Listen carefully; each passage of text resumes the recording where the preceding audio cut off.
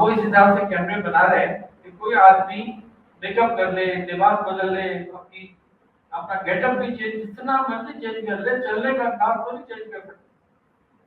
دور سے آتا پتہ لگ جائے گا یہ کون ہے.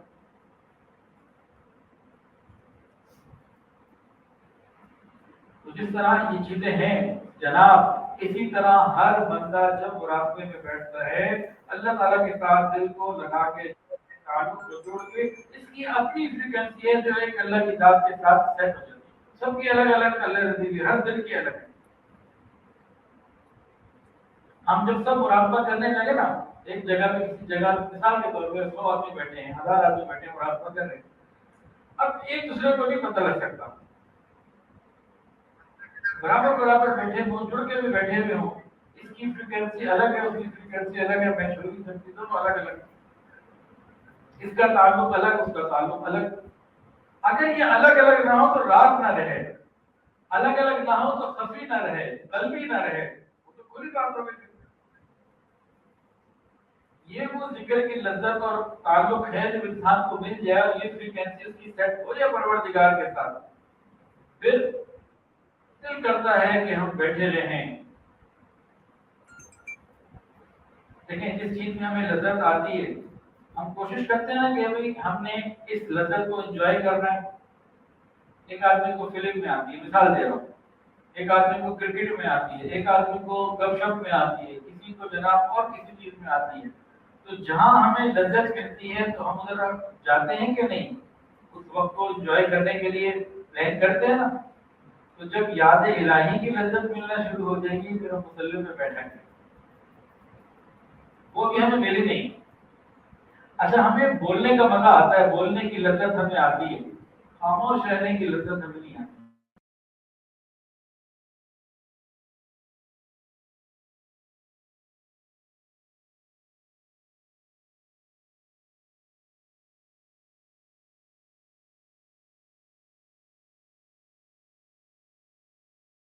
ربانی مجدد الفسانی رحمۃ اللہ کا لکھا ہے کہ نبی علیہ السلام کی مجلس میں یہ خاموشی یہ کیا ہے، یہ محفل میں ایک سکوت ہے، خاموشی ہے، ٹھہراؤ ہے. اور امی عائشہ فرماتی ہے کہ نبی علیہ السلام ہر وقت یاد الہی میں رہتے تھے. نبی علیہ السلام سے روایت ہے کہ نبی علیہ السلام جو ہے ہر آن اللہ کی یاد میں مشغول رہتے تھے. اب ان دونوں چیزوں کو جوڑیں، پوری مجلس صحابہ کرام کی لگی ہوئی ہے، مسجد نبی شریف میں نبی علیہ السلام بھی بیٹھے ہیں، آپ بھی خاموش، سب بھی خاموش، بالکل محفل کے اوپر ایک سکون، ایک سکون کہ پرندہ بھی آ کے بیٹھ جائے تو بیٹھ جائے. تو یہ ذکر کی خاموشی ہوگی نا، ذکر الہی کی خاموشی ہوگی نا، فکر والی خاموشی ہوگی نا. ہم بھی کبھی کوئی ایسا وقت نکالیں دن رات میں کہ سب کچھ کو چھوڑ چھاڑ کے اللہ کی یاد میں بیٹھے. یہ ذکر کی خاموشی اور ذکر کی لذت جسے مل جائے تو اس کو چپ رہنے میں مزہ آتا ہے. تو پھر کیا معاملہ بنا کہ ہر بندے کی فریکوینسی الگ ویو کے اوپر. دیکھیں یہاں اس فضا میں بہت ساری موجود ہیں، آوازیں ہیں، بہت ساری ویو موجود ہیں. اب میں ریڈیو لاؤں، اس کو ایئر پہ سیٹ کر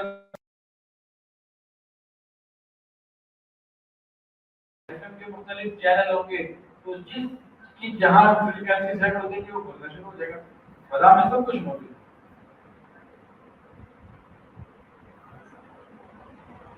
بلکہ ابھی چند دن پہلے ایک صاحب بتانے لگے کہ کسی نے دعویٰ کیا ہے کہ آنے والے مستقبل قریب میں کہ وہ رسول اللہ صلی اللہ علیہ وسلم کا خطبہ حجۃ الوداع وہ نشر کریں گے. وہ کہتے ہیں جی وہ تو موجود ہے ہوا میں، اس فریکوینسی کو لینا ہے اور سنانا ہے، ایسا کچھ سلسلہ کرنا ہے. لیکن پہلے ٹیپ ریکارڈر ہوتا تھا نا، تو ٹیپ چلتی تھی، ریل اس کے اوپر وہ مسالہ ہوتا تھا جس سے آواز آتی تھی، وہ سلسلہ تھا. اب وہ چیزیں ختم ہو گئی ہیں. اب آپ واٹس ایپ پہ کیا کرتے ہیں، ایسے بٹن دباتے ہیں، آواز بولتے ہیں، وہ ریکارڈ کر لیتا ہے، وہ جناب لاکھوں میل ہزاروں میل دور چلی جاتی ہے. ایسے یہاں پہ امریکہ جا رہے ہیں چند سیکنڈ لگتے ہیں وہاں پہنچ جاتے. تو یہ نظام ہے اللہ کا بنایا ہوا. کس کا بنایا ہوا؟ اللہ کا بنایا ہوا. جو ریسرچ کر رہے ہیں اس نظام کو سمجھ رہے ہیں، وہ نظام کے بنانے والے نہیں، نظام کے سمجھنے والے. اب یہ کسی نے بتایا، اب یہ حقیقت ہے یا ابھی میں کوئی بات نہیں کرتا. سکتا ہے ایسی چیز کبھی آ جائے، ابھی آ جائے یا 1000 سال بعد آ جائے، میں بحث نہیں کر رہا، لیکن اگر یہ حقیقی طور پر آ جائے تو ہم تو ان کو کہیں گے جناب رسول اللہ صلی اللہ علیہ وسلم کے بھی تمام خطبے سنائیے، حضرت عیسیٰ علیہ السلام کو بھی سنائیے جب انہوں نے کہا تھا مبشرا برسول یأتی من بعد اسمہ احمد، اور موسیٰ علیہ السلام کو بھی سنائیے، تو ساری دنیا مسلمان ہو جائے گی۔ یہ والی ٹیکنالوجی اگر حقیقی طور پر آ جائے اور لوگ اس کو سمجھ لیں تو پھر ساری دنیا مسلمان ہو جائے گی۔ لیکن ہوگا کیا کہ مسلمان تو اس میں محنت کر نہیں رہے، کافر ہی محنت کر رہا ہے، تو غالب گمان یہ ہے کہ اس میں شیطانیت ہی کو آگے لے کر آئے گا۔ آخر اللہ عالم کیا ہوگا؟ میں ایک مراقبے سے اور اس فریکوینسی سے بات یاد آ گئی تو میں نے یوں کر دی۔ تو بہرحال کہتے ہیں نا آنکھوں آنکھوں میں اشارے ہو گئے، تم ہمارے ہم تمہارے ہو گئے۔ جب اللہ تعالیٰ کی یاد کے ساتھ انسان ساری دنیا سے ہٹ کر کے بیٹھتا ہے تو مزے ہی کچھ اور۔ ہمارے ہاں ایک اصطلاح ٹرم یوز کی جاتی ہے قلب کا جاری ہو جانا، قلب کا جاری ہو جانا۔ یہ کیا ہے؟ اللہ کرے کہ ہم سب کا قلب جاری ہو جائے۔ تاہم اس میں دو باتیں سمجھنے کی ہیں، دو تین باتیں۔ اس کا ایک ظاہر ہے اور ایک اس کی حقیقت ہے، باتیں ہیں۔ ایک ظاہر ہے اور ایک حقیقت ہے، یعنی باتیں ہیں۔ ظاہر اگر شریعت کی پابندی کے ساتھ ہے تو وہ مقبول ہے، ورنہ وہ لغو ہے، بربادی ہے، کچھ نہیں۔ ظاہری کیفیت کیا ہے کہ دل اللہ اللہ کرے، دل کی دھڑکن اور دل کی کیفیت کے ساتھ محسوس ہو جو دل کر رہا ہے اللہ اللہ اللہ، وہ ہماری والی زبان والے کار نہیں ہے، کوئی تعلق کچھ اور ہے۔ تو ایک دل کی دھڑکن محسوس ہوتی ہے، اس میں تحرک محسوس ہوتا ہے، اس میں تذکر محسوس ہوتا ہے، اس کا بھڑکنا، اس کا کئی چیزیں محسوس ہوتی ہیں حسی طور پر انسان کو خود اور سب کو اپنی اپنی برابر بیٹھے کو دوسرے کو نہیں پتہ لگے گا۔ ایک تو یہ ہے، لیکن یہ کیفیت اس وقت ملتی ہے کہ آپ نے کسی پہاڑی پہ چڑھنا ہو، آپ تیزی سے جائیں اور 50 قدم بھی نہیں چلیں گے تو دل جاری ہو جائے گا۔ اس کو دل جاری ہونا نہیں کہیں گے، وہ سانپ چڑھ گیا، سانپ بھول گیا۔ لیکن یہ جو کیفیت ہوتی ہے دل کے جاری ہونے کی، یہ ایک حقیقی کیفیت ہے جو کرنے والوں کو ملتی ہے۔ تاہم یہ صرف اور صرف اور صرف اس وقت مقبول ہے جب زندگی میں شریعت کی پابندی ہے۔ اگر کوئی یوں کہے کہ میرا دل تو جاری ہے لیکن نمازیں بھی نہیں پڑھتا، نمازیں بھی نہیں پڑھتا، تو وہ پھر لغوا ہی ہے، دل کو لغوا ہو گیا، کچھ نہیں، اس کی حیثیت کوئی نہیں۔ لغوا سمجھتے ہیں نا کہ ہلتا رہتا ہے بندے کی زبان، منہ یا راشا وغیرہ، لغلغہ کہتے ہیں، کیا کہتے ہیں۔ ہاں، یاد الہی بھی ہو، قلب کا جاری ہونا، اور ساتھ اتباع سنت، اتباع شریعت، تو پھر یہ نور اعلی نور۔ اس کی حقیقت کیا ہے، اس کا باطن کیا ہے ذکر قلبی کا، قلب کے جاری ہونے کا؟ وہ بڑا پیارا ہے۔ وہ یہ ہے کہ اللہ تعالیٰ کا حکم اور شریعت اس کے دل پر نافذ ہو جاتی ہے، اور دل کا حکم پورے جسم پہ نافذ ہو جاتا ہے۔ حکم ربی، محبت الہی اتنی چھا جاتی ہے، اللہ تعالیٰ کی ذات دل میں اتنی سما جاتی ہے کہ اللہ تعالیٰ کی یاد، اللہ تعالیٰ کی محبت، یعنی پوری شریعت اس کے دل کے اوپر حکمران ہوتی ہے، اور دل باقی جسم کے باقی اعضاء پر حکمران۔ یہ ہے قلب کا کنٹرول اعضاء پر، اور اللہ تعالیٰ کا کنٹرول قلب پر۔ یہ کیفیت ہو تو یہی اصل مطلوب ہے۔ حضرت شیخ الاسلام عبد اللہ انصاری رحمۃ اللہ علیہ فرماتے تھے، کوئی نقشبندی ہے، کوئی چشتی ہے، کوئی سہروردی ہے، کوئی قادری ہے، فرماتے اگر دل میں یاد الہی ہے تو پھر سب کچھ تم ہو، اگر وہ نہیں تو پھر سب فضول ہے، کچھ نہیں۔ اگر یاد الہی نہیں تو یہ سب بیکار ہے۔ مراقبہ ایک عجیب نعمت ہے۔ روزانہ پابندی سے کرتے رہنے سے دل کے اندر کے ظلمات، اندھیرے، گندگیاں، نجاستیں، بدبوئیں، خباثتیں سب دھلتی ہیں، دور ہوتی ہیں، صاف ہوتی ہیں۔ ہمارے مشاہد میں ٹرم یوز کرتے ہیں فکر کی گندگی. گندگیاں مختلف ہوتی ہیں نا.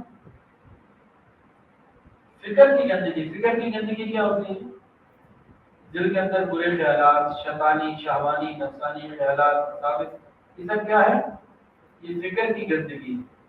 فکر کی گندگی فکر کرنے سے دور ہوتا ہے. جو بندہ یوں کہے کہ مجھے شیطانی خیالات اور ادھر ادھر کی فکریں بہت آتی ہیں، وہ ذکر کی پابندی شروع کر دے، اللہ تعالیٰ خیر فرمانے. لیکن ذکر کی کتنی پابندی کرے؟ لیکن بعض جگہ تاثیر کے لیے مقدار کی بھی ضرورت ہوتی ہے. ایک آدمی بیمار ہوا، ڈاکٹر نے کہا کہ یہ والی گولی آپ نے دن میں 3 ٹائم 2 مہینے تک کھانی ہے. 60 گولیاں ہو گئی، وہ کہتے میں روز ایک کھا لوں گا. دوسرا کہنی میں ایک ہفتے بعد ایک کھاؤں گا 60 ہی، تو ٹھیک تو نہیں ہوگا.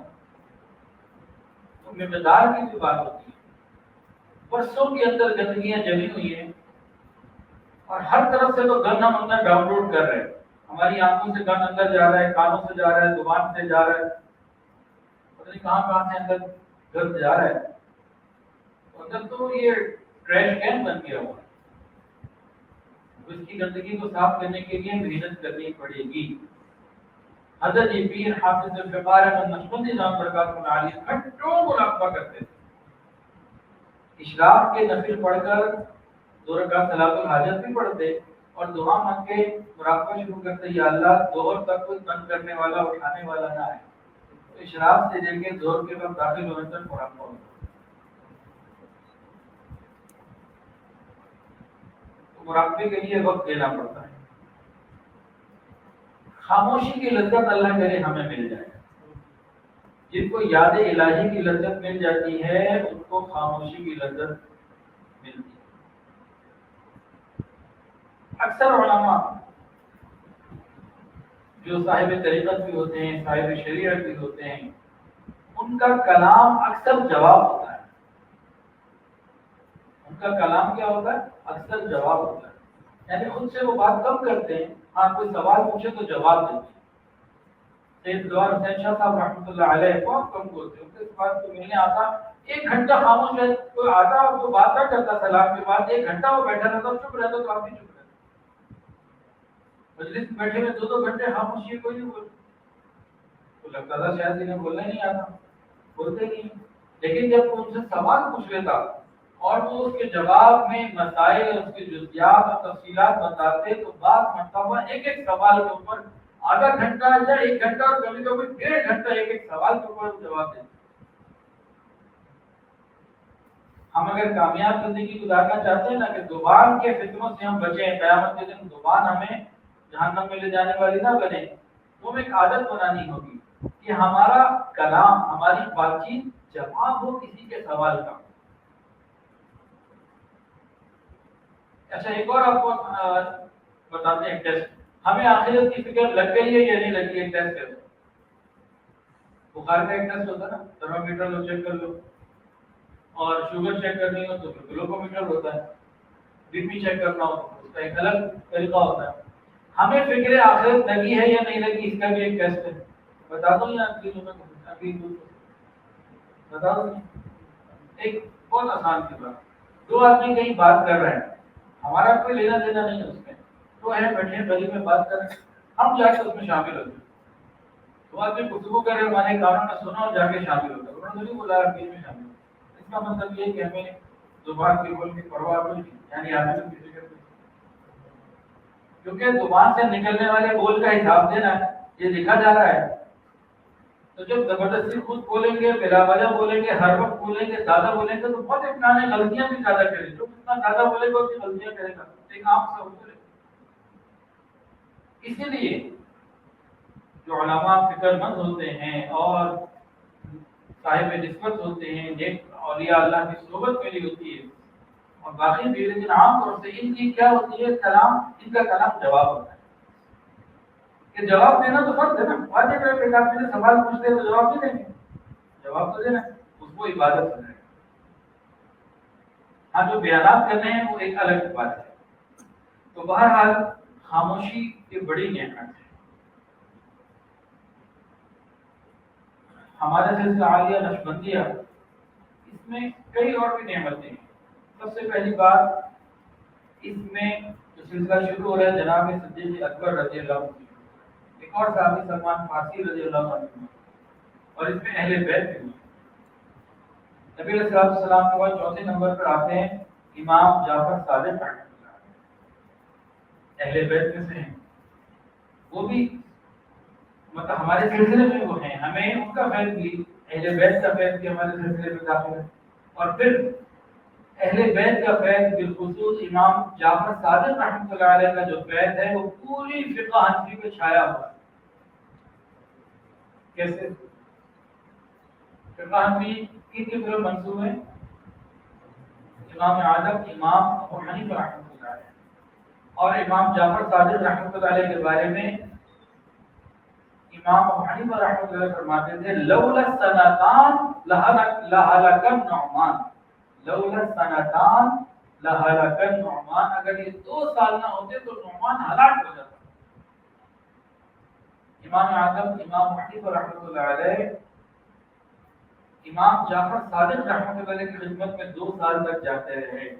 وہاں سے انہوں نے فقہ کا فیض بھی حاصل کیا، روحانیت کا فیض بھی حاصل کیا. تو پورے فقہ حنفی کے اندر امام جعفر صادق رحمۃ اللہ علیہ کا اہل بیت کا فیض مکمل طور پر. جس طرح فقہ حنفی کے اندر امام جعفر صادق رحمۃ اللہ علیہ کا فیض موجود، اسی طرح نقشبندی سلسلے کے اندر بھی اہل بیت کی سردار امام جعفر صادق رحمۃ اللہ علیہ کا فیض موجود. تو ہمیں بھی چاہیے کہ ہم ان چیزوں سے فائدہ اٹھائیں. اللہ کرے کہ ہمیں خاموش رہنے کا مزہ لگے. بولنے کے مزے تو ہمیں آتے ہیں، خاموش رہنے کا مزہ کب لگے گا؟ جب ہم یاد الہی میں بیٹھا کریں گے.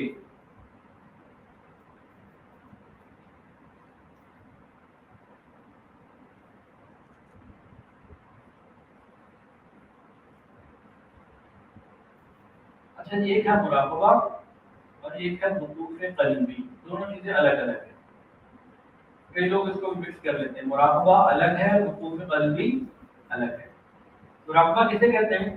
آنکھوں کو بند کر کے سر کو جھکا کے خیال کر کے بیٹھ جانا اللہ تعالیٰ کی طرف سے رحمت آ رہی ہے، میرے دل میں سما رہی ہے اور میرا دل اللہ کا جو بات بند رہے، یہ مراقبہ ہے. وقوف قلبی چلتے پھرتے ہر وقت اللہ تعالیٰ کا دھیان. رجال اللہ تلہیہم تجارت ولا بیع عن ذکر اللہ. اللہ فرماتے ہیں یہ ایسے کاروباری لوگ ہیں، کاروبار کر رہے ہیں، بازار میں ہیں، لیکن خرید و فروخت اللہ کی یاد سے غافل نہیں کر رہے. مثال کے طور پر آپ کی جیب میں 5 لاکھ روپے، مارکیٹ جانا ہو کوئی چیز لینے کے لیے، آپ گھر سے نکلے، گاڑی پارک کی، بازار گئے، کئی دکانیں دیکھی، پھر زور کا وقت ہوا، زور پڑی، کھانا کھایا، پھر اثر پڑی، یہ کچھ نہیں، شام کو واپس آ گئے، کافی چیزیں دیکھی، زمین کا چلو کر لیں. اب گھر سے نکلنے سے لے کے گھر واپس آنے تک سارے کام کیے، لیکن یہ خیال رہا کہ میری جیب میں 5 لاکھ روپے پڑا ہے. جب یہ خیال مال میں اٹک سکتا ہے، مخلوق ہے نا مال، جب یہ خیال مخلوق میں اٹک سکتا ہے تو خالق میں کیوں نہیں؟ تو وقوف قلبی اور چیز ہے، مراقبہ اور چیز. جب ہم فارغ ہوں، فرصت سے الگ ہو کے بیٹھے تو ہم کریں مراقبہ، اور جو مصروف ہوں، کام کاج ہوں تو ہم کریں وقوف قلبی. پھر ایک دم تیزی سے ترقی ہوتی ہے آگے.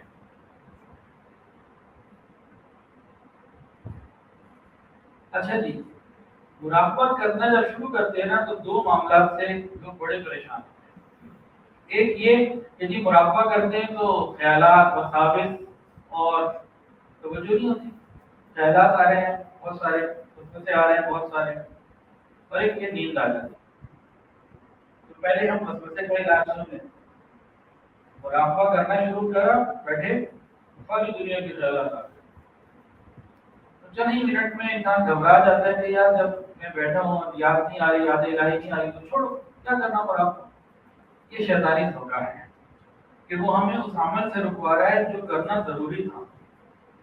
ہم اس کی مثال سمجھیں.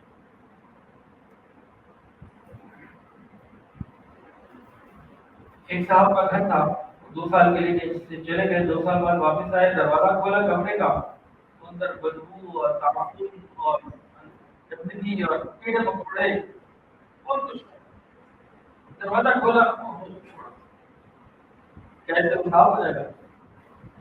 اگلے دن پھر بولے پھر مجھے ملے گا کیا صاحب چھوڑ دو صاحب کیا کرنا پڑے گا انہیں دروازہ کھول کے اندر جانا پڑے گا اس تکلیف کو اس بدبو کے ماحول کو برداشت کرنا پڑے گا پھر اس کو تھوڑا تھوڑا صاف کرنا پڑے گا جب وہ مکمل صاف ہو جائے تو اسے دھونا پڑے گا جب وہ دھو دیا جائے تو اس کے بعد اس کو دوبارہ سے خوشبودار آراستہ اور تیار کیا جائے گا پھر ہی جا کے بات ہوگی نا یہ سارے کام کرنے پڑیں گے بالکل ایسا ہمارے یہ دل کا کمرہ جو ہے نا یہ شیطانی وسوسوں سے برے خیالات سے بدگمانیوں کے کیڑے مکوڑوں سے اور انتہائی غلیظ شہوانی شیطانی نفسانی خواہشات سے گندگی سے عادت ہوا ہے اب جیسے ہی مراقبے کے ذریعے اس کے دروازے کو کھولتے ہیں اندر زیادہ گندگی نظر آتا تو بھاگ جاتے ہیں بھاگنا نہیں ہے تو جم کے کھڑا ہونا ہے تھوڑا تھوڑا روز نکلتا رہے گا تو چند ہفتوں میں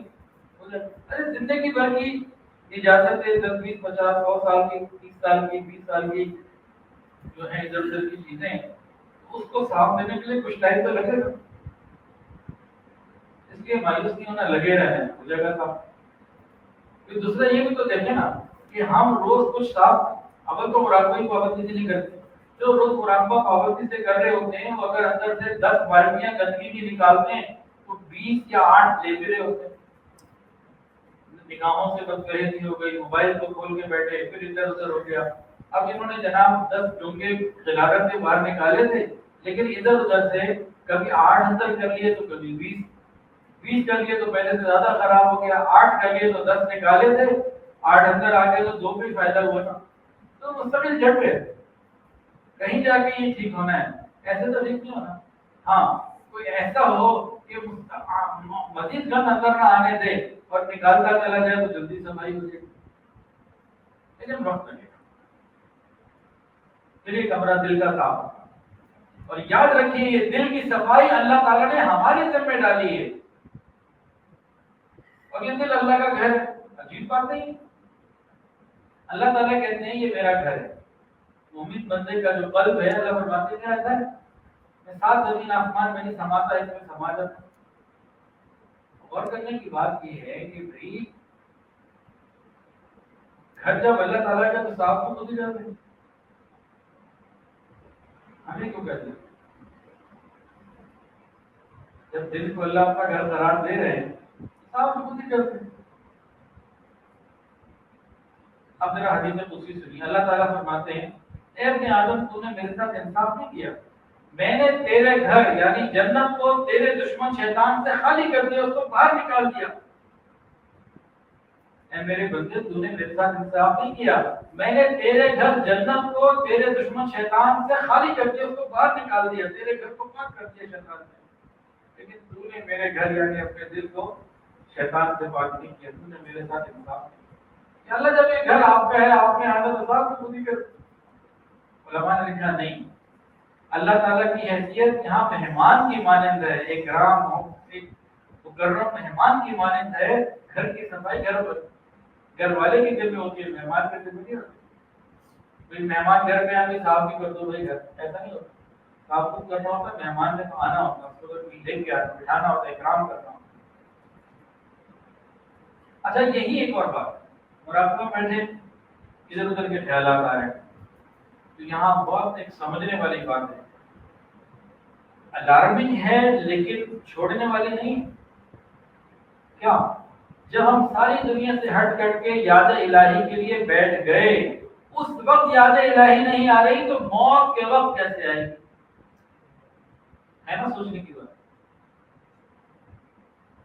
ابھی 4-5 دن پہلے ہمارے ایک عزیز ہم کا انتقال ہوا تو اللہ آپ کی مغفرت فرمائے درجات کو بلند فرمائے ماشاء اللہ کلمہ پڑھتے ہوئے گئے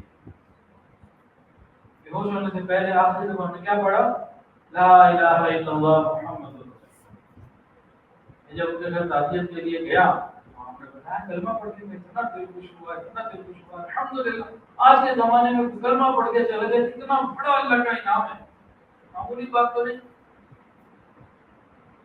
اور پتہ یہ لگا کہ ابراہیم اکیڈمی کا ہماری ہی القاف کا ایک بچہ جو ہمارے یہاں قرآن حافظ بن گیا اسی نے ان کو کلمے کی تلقین بھی کی میں نے کہا چلو جی القاب کا حصہ جو کہ گھر میں بھی پڑھ کے اللہ کے گھر میں مل داروں کو مل جائے اللہ کرے ہم سب کو موت کے وقت کلمہ مل جائے.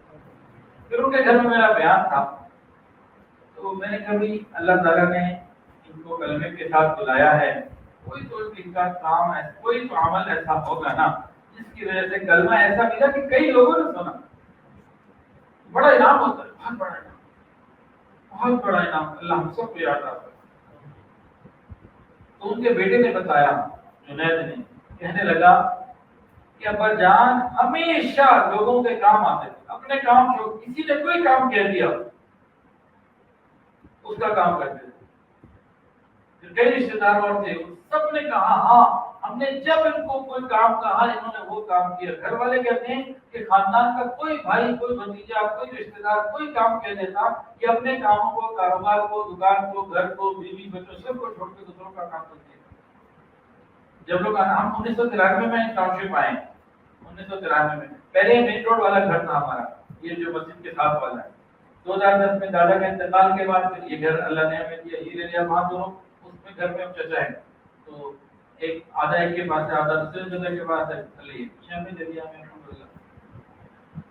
تو ہمارے ہی گھر میں گوشت بڑا اچھا لے کے آتے تھے, گوشت کی انہیں پہچان تھی, کسائیوں کی, چیزوں کی, تو اپنے لیے گوشت لینے جاتے تھے. تو ہمارے گھر میں بھی برسوں وہ گوشت لے کر آئے, اور کبھی انہوں نے اس کا 1 روپیہ بھی یہ کہا کہ جانور خریدنے جاتے تو سب کو پتا تھا بھائی بابو چچا اچھا جانور دیکھتے ہیں, تو پہچان بھی ہے, بات کرنا بھی آتی ہے, تو ہم بھی کہتے ہمارا لیا, وہ بھی کہتے لیا, وہ بھی کہتے لیا, وہ بھی کہتے لیا. ان کا تو ایک ہوتا تھا, باقی فرمائشی کئی ہوتے تھے.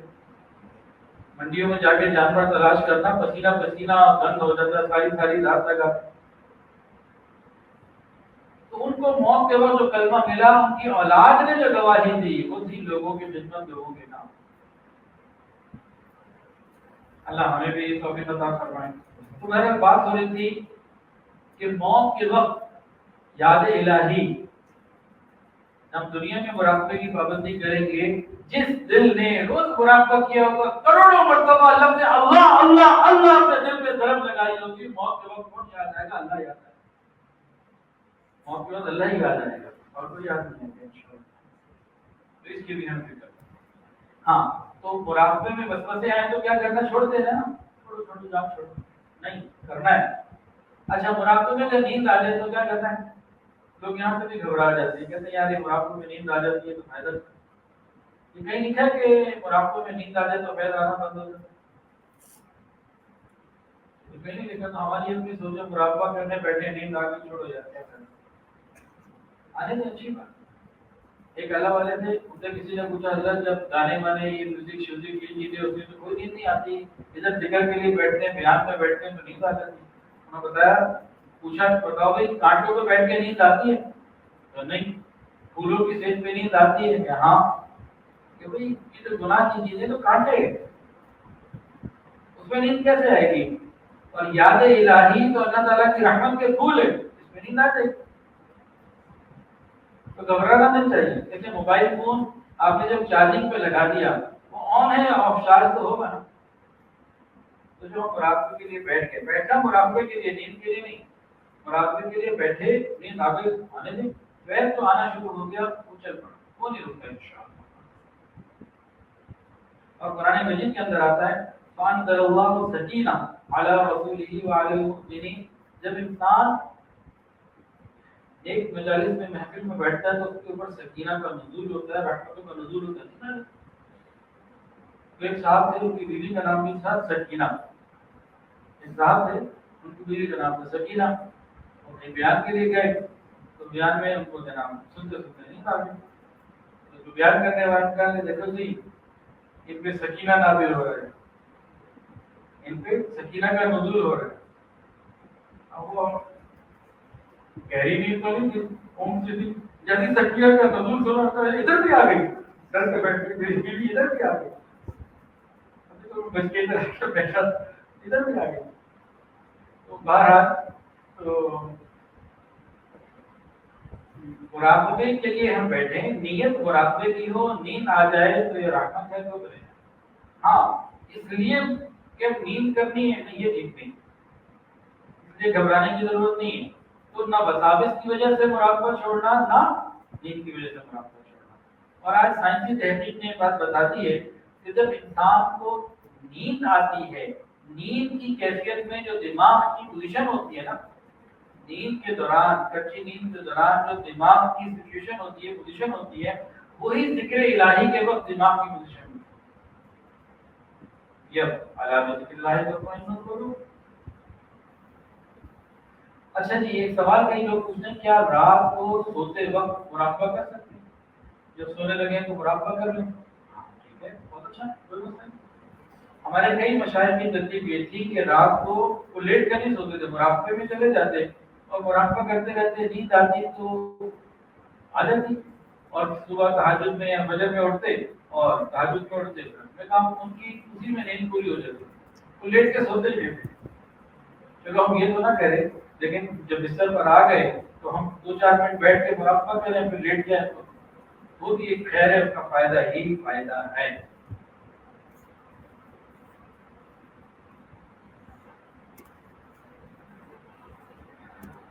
کیا مدارس کے طلباء کے لیے، طالبات کے لیے بیت ہونا ضروری ہے؟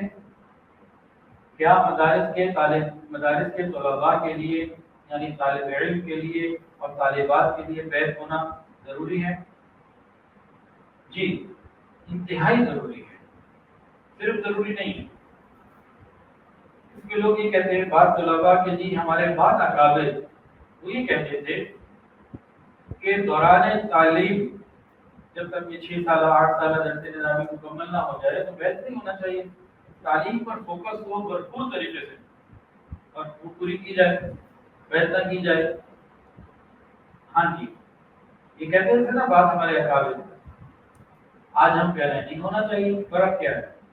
اصل میں ان کے پاس، ان کے نگاہوں کے سامنے جو طالب علم ہوتے تھے وہ پوری لگن کے ساتھ علم کے حصول میں مگن ہوتے تھے، پوری لگن اور توجہ کے ساتھ، پوری یکسوئی کے ساتھ علم کا حصول حاصل کرتے تھے، تعلیم پہ لگے. لیکن آج طالب علم ہے، کوئی موبائل پہ لگا ہوا ہے، کوئی سوشل میڈیا پہ لگا ہوا ہے، کوئی کہیں لگا ہوا ہے.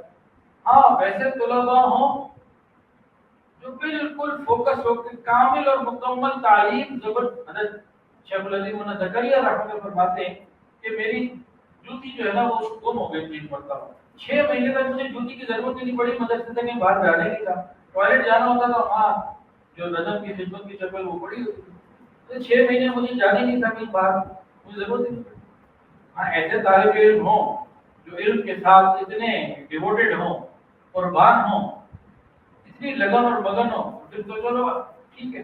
لیکن آج کل کئی طلباء کے لیے، طالبات کے لیے والدین کہہ رہے ہیں جناب 6 سال میں پہنچ گئی، 8ویں سال میں پہنچ گیا، ادھر سے حدیث پڑھے بس نماز قضا ہو جاتی ہے. نگاہوں کی حفاظت نہیں، انٹرنیٹ پہ گھنٹوں بیٹھے رہتے ہیں. ایسوں کے لیے ضروری ہے، ایسوں کے لیے ضروری ہے. اس سے کیا ہوگا کہ ان کی تعلیم میں سہولت ہوگی، آسانی ہوگی. اور جو جتنی جلدی کسی نہ کسی متبع سنت اللہ والے سے بیت ہو جائے، ایمان کی حفاظت کا ذریعہ ہے موجودہ زمانے میں. ورنہ حالات بہت خراب ہو چکے، بہت خراب ہو چکے.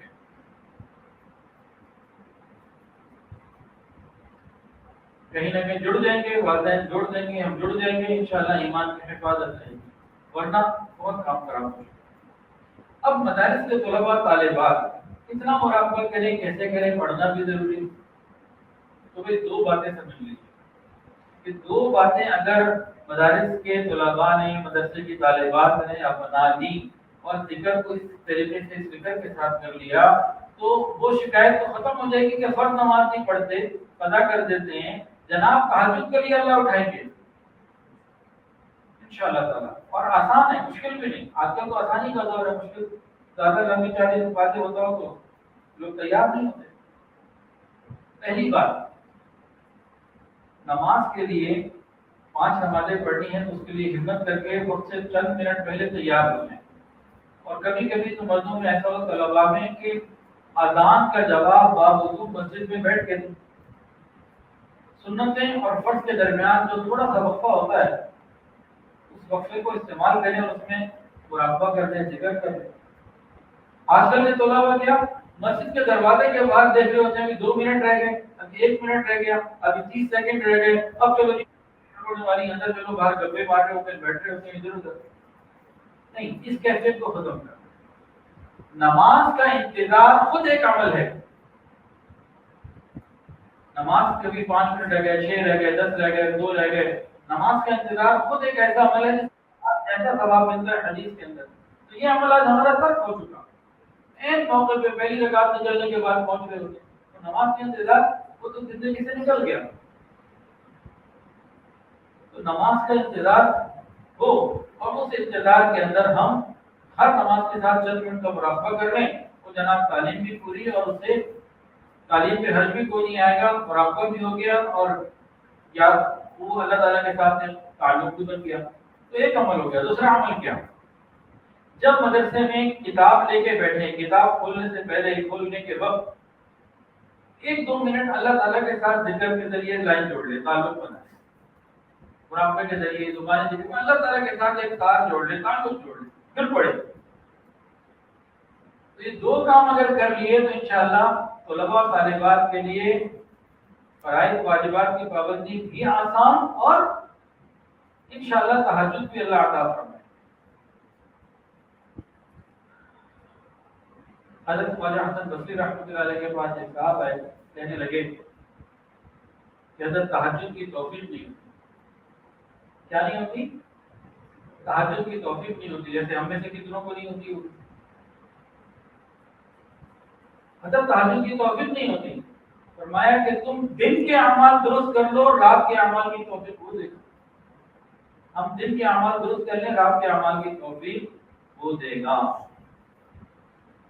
تو جب یہ 2 اعمال ہو جائیں گے پھر نماز کے لیے زبردستی اٹھانا نہیں پڑے گا. تو یہ نماز خود بخود انسان ایسے دوڑتا ہوا نماز کے لیے جا رہا ہوں شوق. اچھا، مدارس کے طلباء اور طالبات، لیکن کالج یونیورسٹی کے طلباء اور طالبات کیا کہیں؟ مدارس کے طلباء اور طالبات کو سمجھیے کہ گویا کے دینی روحانی اعتبار سے جنت کے اندر ہیں. ان کے سامنے اللہ کا فرمان بولتا ہے یا نبی کا فرمان بولتا ہے، اللہ کا قرآن ہوتا ہے یا نبی کا فرمان ہوتا ہے. وہاں ان کو جو کتابیں پڑھائی جا رہی ہیں اس کے اندر تو الحاد ہے، خدا سے دوری ہے، پتہ نہیں کیا کیا فسق و فجور ہے. وہ تو بہت خطرے میں. ان کو تو بہت فکر کرنے کی ضرورت ہے اپنے ایمانوں کی. اللہ کرے کہ انہیں بھی اس کی سعادت مل جائے. اور یہ ذکر اذکار کرنا یہ روز کا ہے کہ کبھی کبھی کا نہیں. صحابہ کرام اپنی قلبی کیفیات کے اوپر نظر رکھتے تھے کہ کیا چل رہی ہے. ہمیں بھی چاہیے کہ ہم اپنی قلبی کیفیات پہ نظر رکھیں. جب دیکھیں بیٹری ڈاؤن ہو رہی ہے، دیکھیں روزانہ کے موبائل کے استعمال سے سارا دن استعمال کریں تو بیٹری ڈاؤن ہو جاتی ہے، رات کو چارج ہو جاتی ہے. اسی طرح ہم جب ادھر ادھر جا رہے ہوتے ہیں، باتیں کر رہے ہوتے ہیں، بہت ادھر ادھر کی چیزوں میں مشغول ہوتے ہیں تو قلب کی بیٹری ڈاؤن ہو جاتی ہے جو مراقبے سے چارج ہو جاتی ہے. اب مراقبے کے 4 فائدے سن لیجیے پھر بات مکمل کرتے ہیں. آج چونکہ 15 منٹ ڈیٹ شروع ہوا تھا، ٹائم تو ہو چکے، بند کر دوں یا بتا دوں؟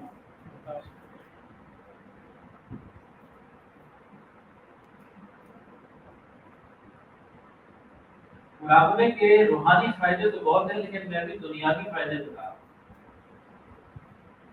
مراقبے کا ایک بہت بڑا فائدہ قوت ارادی، ول پاور مضبوط ہوتی ہے. کمزور ول پاور والے دنیا کے کام نہیں زیادہ کر سکتے.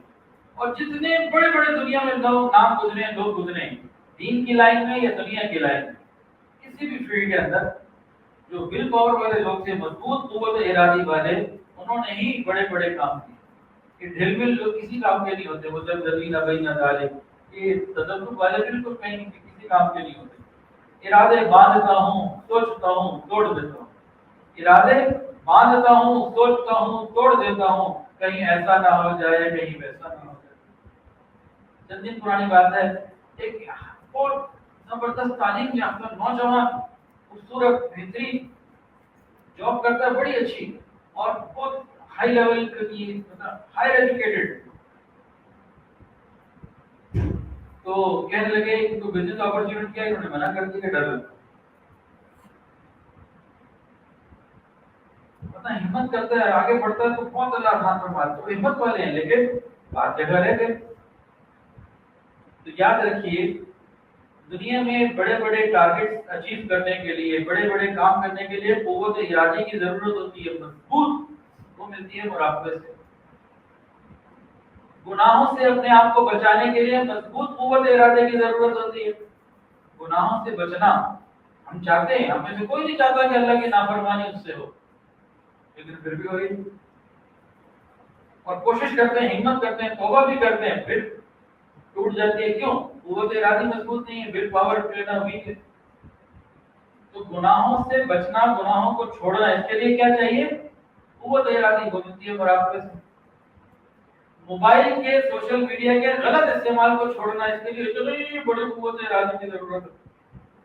اس سے زیادہ میرا ہاتھ بھی جا رہا وہ ادھر ہم کیا کہتے ہیں، ایک اس افق سے لے کے اس افق تک، مشرق سے مغرب تک، اتنی بڑی قوت ارادی کی ضرورت ہے سوشل میڈیا کے صحیح استعمال پر محدود رہنے کے لیے۔ وہ کیسے ملے گی؟ وہ پھر مراقبے سے انشاءاللہ قوت ارادی مضبوط ہوگی، اور ارادہ کرے میں نے سوشل میڈیا کا غلط استعمال نہیں کرنا، اور ساتھ مراقبہ کرتا رہے، ذکر کرتا رہے، ول پاور مضبوط رہے۔ اچھا جی، قوت ارادی ایک اور جگہ بھی بڑی کام دیتی ہے، غصے کے اوپر کنٹرول کرنا، جو قوت ارادی سے ہوتا ہے۔ تو قوت ارادی ملے گی مراقبے کی، ذکر کی پابندی سے، اور اس کے کئی فائدے بتا دیے، اور بھی بہت ہیں۔ قوت ارادی کے فائدے، بڑے بڑے کام آپ نے کرنے ہیں، گناہوں سے بچنا ہے، سوشل میڈیا کے صحیح استعمال تک محفوظ رہنا ہے، اپنی جذبات پر، نفسیات پر، غصے پر کنٹرول کرنا ہے، تو ان ساری چیزوں کے لیے قوت ارادی چاہیے، وہ ملے گی مراقبے سے۔ اچھا جی، مراقبے کا ایک اور فائدہ، مراقبے میں کیا ہوتا ہے؟ جب انسان مراقبے کے لیے بیٹھتا ہے نا، تو خیال کر کے بیٹھتا ہے کہ میں ساری دنیا سے ہٹ کر اللہ تعالیٰ کی یاد میں بیٹھا ہوں، اپنی توجہ کو یاد الہی پر کیا کر رہا تھا؟ مرکوز، اپنی توجہ کو یاد الہی میں مرکوز کر لیتا، ہر طرف سے ہٹ کر۔ تو اپنی توجہ کو کسی طرف مرکوز کر لینا، کنسنٹریشن پاور، یہ بہت بڑی نعمت ہے۔ کنسنٹریشن پاور، توجہ کو کہیں ایک طرف لے آنا، فوکس ہو جانا، یہ بہت بڑی نعمت ہے، یہ بھی مراقبے سے ملتی ہے۔ اور یہ میں آپ خالی گپے نہیں ہاں کرا، یہ ثابت چیزیں ہیں، ثابت شدہ چیزیں ہیں۔ اب نوجوانوں کو دینی تعلیم ہو یا دنیاوی تعلیم، اگر ان کی توجہ صحیح کتاب پر اور تعلیم پر رہے تو یہ ترقی جلدی کرتے۔ آج کل کے نوجوان کا مسئلہ یہی ہے کہ کہتا ہے کتاب کھول کے بیٹھوں تو آنکھ روتی ہے، وقت تیرا چہرہ دکھائی دیتا ہے، کھول کے کتاب بیٹھا ہے ذرا کسی کا چہرہ، توجہ نہیں کتاب۔ تو تعلیم کے اندر بڑا نقصان ہو جاتا ہے اگر توجہ نہ ہو۔ اسی طرح نماز میں یکسوئی نہیں ہوتی، نماز کے بھی تو یکسوئی چاہیے نا، توجہ کو جب ہم نے اس کا ارتکاز، اس کو مرکوز کرنا ہے تو نماز میں کرنا ہے، تو نماز کی حضوری نہیں ملتی۔ تو مراقبے کی پابندی سے نماز کی حضوری بھی ملے گی، نماز میں بھی توجہ ہوگی۔ آج ہماری نماز کی کیا کیفیت ہے؟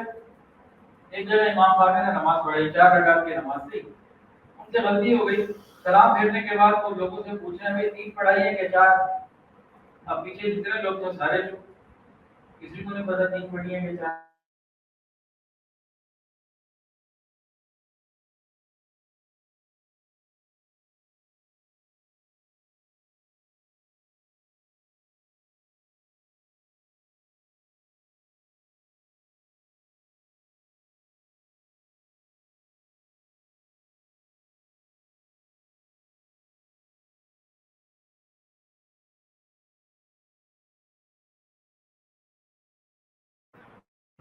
آپ نے کیسے حاصل کیا؟ لیکن میری 4 رکعتیں، ہر رکعت میں ایک نماز کا حساب کرتا ہوں، 3 کا حساب ہوتا ہے، میں سلام پھیرتا ہوں، ایک حساب ہوتا ہے، تو سب کا انہوں نے مراقبے نہیں کیے ہوئے، 4 رکعتیں کسی کو یاد رہ گیا۔ پابندی کے ساتھ مراقبہ کریں تو نماز کے اندر بھی توجہ۔ جو بچے قرآن حفظ کرتے ہیں، بچیاں حفظ قرآن کرتی ہیں، کیوں زیادہ وقت لگتا ہے؟ توجہ نہیں ہوتی، وہ بھی مراقبہ کریں تو ان کی بھی قوت، اور یہ قوت ارتکاز، توجہ کو مرکوز کرنا، یہ بھی ان کو مل جائے۔ یہ اور بہت ساری جگہ کام آتی ہے۔ تو مراقبے سے ملتی ہے توجہ کو ایک جگہ مرکوز کرنا، کنسنٹریشن پاور یہ مراقبے سے ملتی ہے۔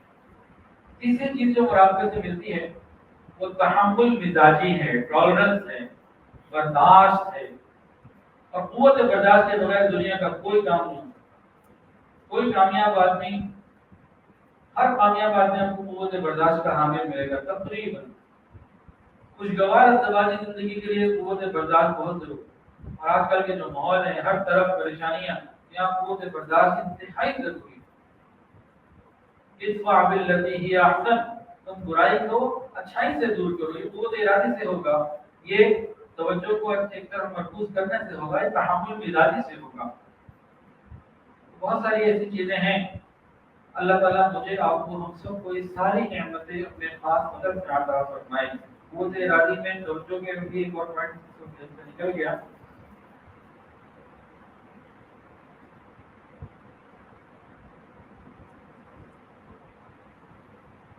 بہرحال اللہ تعالیٰ ہم سب کو عمل کی توفیق عطا فرمائے۔ وآخر دعوانا ان الحمد للہ رب العالمین۔ توبہ کے کلمات پڑھ لیجیے، جو بیت ہونا چاہے وہ بیت کے لیے ساتھ ساتھ پڑھ لیجیے۔ بسم اللہ الرحمن الرحیم، لا الہ الا اللہ محمد رسول اللہ، اشہد ان لا الہ الا اللہ واشهد ان محمدا عبده ورسوله، استغفر الله ربي من كل ذنب واتوب اليه، استغفر الله ربي من كل ذنب واتوب اليه، استغفر الله ربي من كل ذنب واتوب اليه، برحمتك يا ارحم الراحمين۔ تھوڑی دیر میں منافع کر دیجیے، آنکھوں کو بند کر دیجیے، سب کو لٹا دیجیے، یہ خیال کر کے بیٹھیے کہ اللہ تعالیٰ کی طرف سے رحمت آ رہی ہے، میرے دل میں آ رہی ہے، اور میرا دل کہہ رہا ہے اللہ اللہ اللہ۔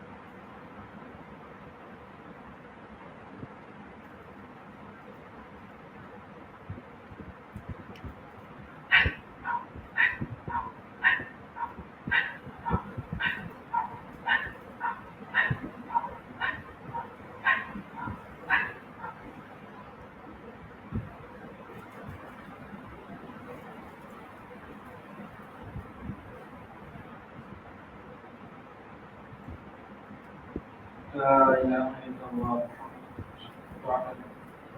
الحمد لله رب العالمين، صلى الله على النبي الكريم. ربنا ظلمنا أنفسنا وإن لم تغفر لنا وترحمنا لنكونن من الخاسرين. اللهم تعالى المسكين بندے ہیں، اللہ ظاہر کے بندے حقیقت میں نہایت گندے ہیں. یا اللہ ہمارے دلوں کی گندگیوں کو دور فرما، ہمارے سینوں کو اپنے نور سے منور فرما، ہم سب کو اپنے مقبول بندوں میں شامل فرما. یا اللہ فلسطین کے مسلمانوں کی حفاظت فرما، بیت المقدس کی حفاظت فرما، تمام حاضرین کی تمام دلی اور نیک جائز حاجات کو پورا فرما. یا اللہ ہم سب کو نبی کریم صلی اللہ علیہ وسلم کی سچی محبت اور کامل اتباع کی توفیق عطا فرما. یا الہ العالمین ہم سب کو ذکر مراقبہ شوق سے پابندی سے خوب کرنے کی توفیق عطا فرما، ہمیں گناہوں سے بچنے کی توفیق عطا فرما. یا اللہ ہماری دعاؤں کو قبول فرما. یا اللہ بہت سارے لوگوں نے دعاؤں کے لیے کہا اور جو کہنا چاہتے تھے نہیں کہہ پائے، اور وہ لوگ جن کا حق ہے کہ ان کے لیے دعائیں کرتے رہا کریں. رب کریم سب کے لیے خیر کے فیصلے فرما. یا اللہ ہم سب کو رزق حلال آسان فراخ اور بابرکت عطا فرما، حرام اور مشتبہ سے محفوظ فرما. یا اللہ بہت سارے لوگوں نے دعاؤں کے لیے کہا اور جو کہنا چاہتے تھے نہیں کہہ پائے، اور وہ لوگ جن کا حق ہے کہ ہم ان کے لیے دعائیں کرتے رہا کریں.